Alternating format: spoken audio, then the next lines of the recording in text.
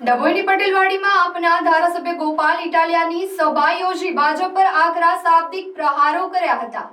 આપના ધારાસભ્ય ગોપાલ ઇટાલિયા ડભોઈમાં સભા યોજી ભાજપ પર ગોપાલ ઇટાલિયાએ ભાજપ પર આકરા પ્રહાર કર્યા હતા। તેઓએ જણાવ્યું હતું કે માણસના જીવની કિંમત સરકારે 4 લાખ રૂપિયા આંકી છે અને ડભોઈની જગ્યા પરથી હું ભાજપના કેબિનેટ મંત્રીને ઓફર કરું છું કે ડાબા હાથે 2 લાફા મારવા દો, હું 10 લાખ રૂપિયા આપું।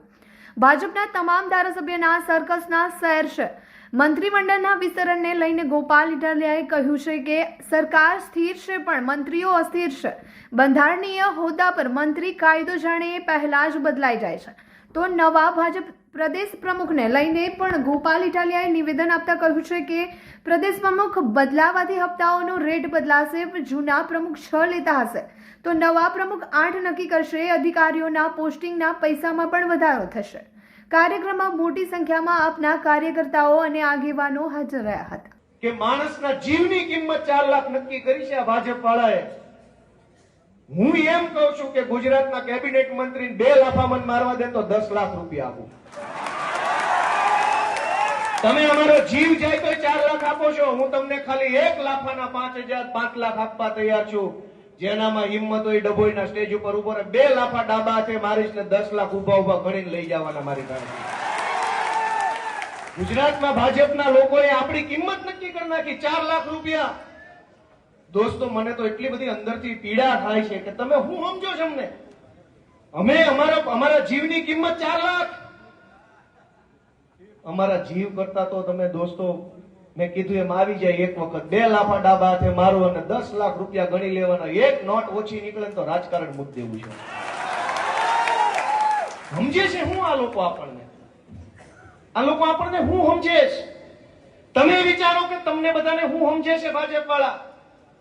હું કઈક કોઈ અજાણ્યો માણસ રોડ રસ્તા ઉપર આપણને હામો મળે બહુ ટણી કરતો હોય તો આપણે નથી પૂછતા ભાઈ તું શું પૂછે છે કે નથી પૂછતા? આ ભાજપ વાળા આપણને હું સમજે છે? પહેલી વાત તો એ છે કે ગુજરાતમાં ભાજપે મંત્રીમંડળ જે એક બંધારણીય હોદ્દો છે કેબિનેટ મંત્રી હોવું એ મંત્રીમંડળને સંગીત ખુરશીની રમત બનાવી દીધી છે। દર 1.5 વર્ષે નવા મંત્રી આવી જાય, દર 1.5 વર્ષે હજુ તો મંત્રી પોતે પોતાના વિભાગને સમજે, વિભાગના વિષયોને જાણે, 5 પ્રોસેસ 5 કાર્યવાહી 5 કાયદા જાણે એ પહેલાં તો નવો મંત્રી આવી જાય છે। એનો અર્થ એ થયો કે સરકાર સ્થિર છે પણ મંત્રી અસ્થિર છે અને મંત્રી અસ્થિર હશે તો જનતાએ આશા કોની પાસે રાખવાની? એટલે આ મંત્રીમંડળની સંગીત ખુરશીની રમત છે એનાથી આમ આદમી પાર્ટીને તો કંઈ ફાયદો કે નુકસાન નથી પણ જનતાનું બહુ મોટું નુકસાન જઈ રહ્યું છે। જે મંત્રી 5 વર્ષ સુધી એક ખુરશી પર બેસે તો પોતાના વિષયને, પોતાના વિભાગને, પોતાના કામને સારી રીતે સમજી શકે। દર 1.5 વર્ષે મંત્રી બદલે છે એનો અર્થ એ થયો કે ભાજપને પોતાના જ મંત્રી ઉપર વિશ્વાસ નથી એટલે અખતરા કરે છે। ચૂંટણી આવી રહી છે ત્યારે આમ આદમી પાર્ટી જિલ્લા પંચાયતમાં પોતાના ઉમેદવારો ઉતારશે ખરી?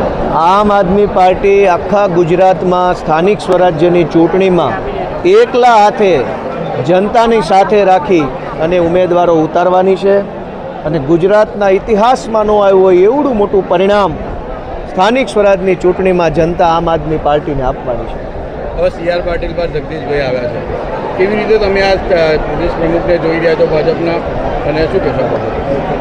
ભાજપના પ્રદેશ પ્રમુખ બદલાય એનાથી ખાલી હપ્તાની વધઘટ નક્કી થાય। કમલમમાં અગાઉ જે હપ્તો જતો હોય એનો રેટ ધારો કે 5 રૂપિયા હોય 1 ફૂટે એનેમાં, તો નવા પ્રમુખ નવો ભાવ નક્કી કરશે કે 4 લેવા કે 6 લેવા, બસ આટલો જ ફરક પડશે નવા પ્રમુખ આવવા। ધારો કે દારૂનો હપ્તો 1 લીટરે 3 રૂપિયા હોય કમલમનો, નવા પ્રમુખ 3.5 લેશે કે 2.5 લેશે એ નક્કી થશે। ધારો કે અધિકારીઓના પોસ્ટિંગ ટ્રાન્સફરની અંદર ભાવ 10 લાખ ચાલતો હોય તો નવા પ્રદેશ પ્રમુખ હવે 8 લાખ લેશે કે 11 લાખ લેશે। એટલે નવા પ્રમુખ આવવાથી આ જે કાંઈ હપ્તાઓ, કટકીઓ, કમિશનો છે એનો રેટમાં શું બદલાવ આવે છે તો હવે પછી જ ખબર પડે। છેલ્લો સવાલ કે અત્યારે જગદીશ ઠાકોર કોંગ્રેસમાંથી એવું કીધું છે કે ભાઈ આ વખતે હું ચૂંટણી નહીં લડું। જે સામાન્ય જે પાયાનો કાર્યકર હોય તેને ટિકિટ આપવામાં આવે તો તમે આમ આદમી પાર્ટી અને શું વિચારી રહ્યા છો આ બાબતમાં? એમાં અમારે કોંગ્રેસ બાબતે કાંઈ વિચારવાનું નથી કેમ કે કોંગ્રેસવાળા એનો પોતાના વિશે કાંઈ વિચારતા નથી। હવે એ નથી વિચારતા અમારે શું વિચારવાનું?